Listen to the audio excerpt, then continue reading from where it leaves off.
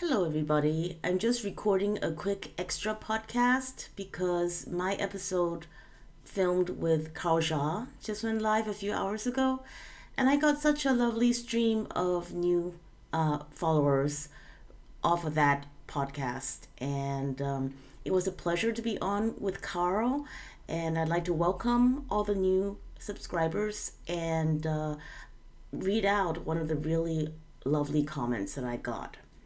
Just saw you for the first time on Carl Jia's Silk and Steel.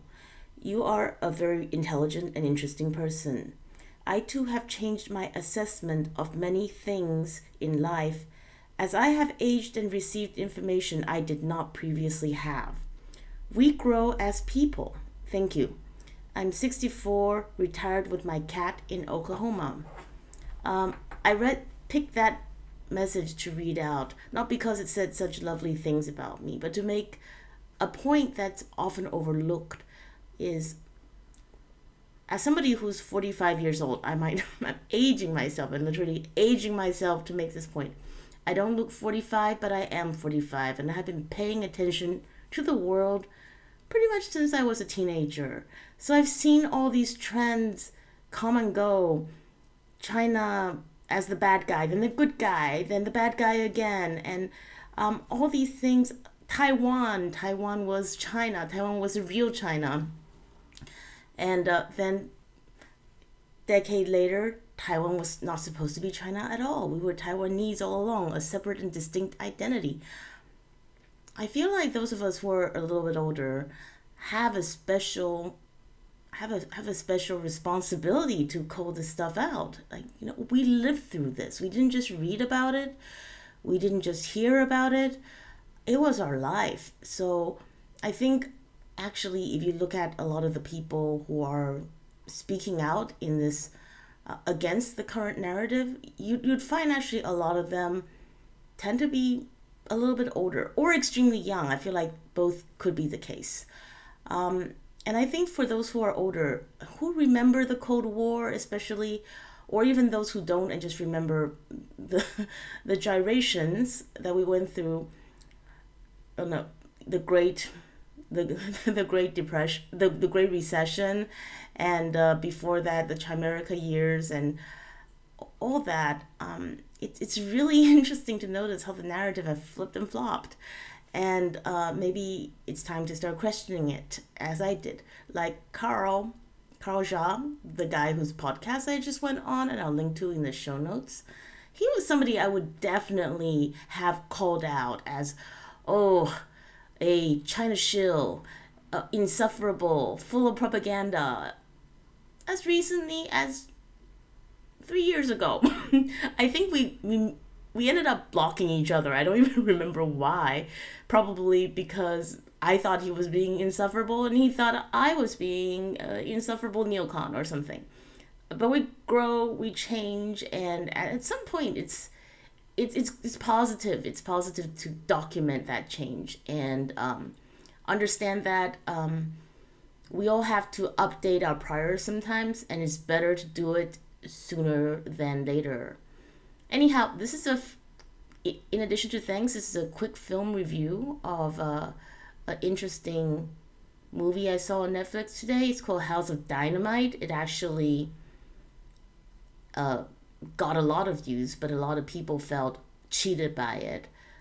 It was popular because it was extremely tense, directed by Catherine Bigelow, and it's about a potential nuclear war scenario. I don't think it's spoilery for me to say that it's just one ICBM going toward Chicago, and they have 18 minutes to figure out what to do, and it's basically that 18 minutes dissected and replayed from different points of view. It was very well done, very tense, and it had an ending that's not fully resolved, and I think it's a very smart piece of filmmaking. It's unrealistic on so many different angles, and I can understand why. I think Bigelow and friends really wanted to make a piece that's thought provoking. It's like, what would you do in this situation? So It's kind of a really unlikely, but kind of like a thought experiment. It's almost a thought experiment. What would you do if you were in the president's shoes? Um, but I say it's unlikely, and the reason it's unlikely is for the same reason what they said in the film, right? Um, when you have multiple nuclear powered great powers in the world at once, they're unlikely to get into direct conflict with each other. And they, because to do that is basically suicide. Um, because you know the other person, the other party has the capability to destroy you. And then in turn, if you destroy them back, you've just destroyed the world. So they don't do that. Great powers don't get into direct military confrontations with each other. They know better. But do you know what is a secondary strategy? Because they still have their differences. They still have um, these inconsistencies. They still have these conflicts that they need to resolve.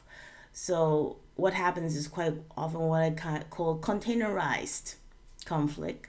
And a containerized conflict usually happen in some state that's smaller and, I hate to say it, more expendable between the two warring parties, and they have a proxy conflict in that defined area that's not going to affect the homeland of either of the great powers and prevent them from being dragged into a nuclear escalation spiral.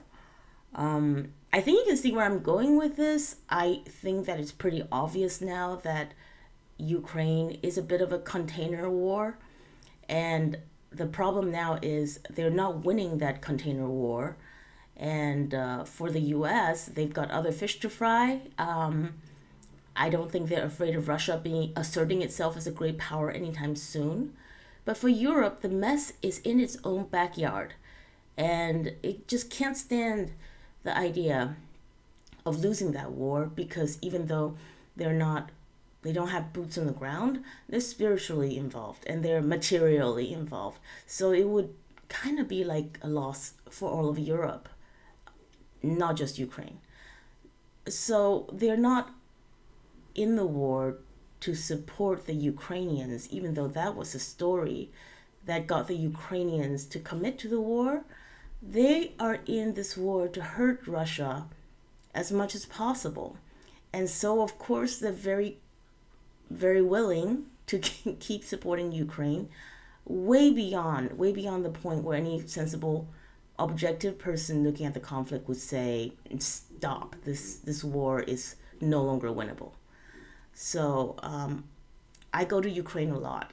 I mention Ukraine a lot. I bring it up a lot.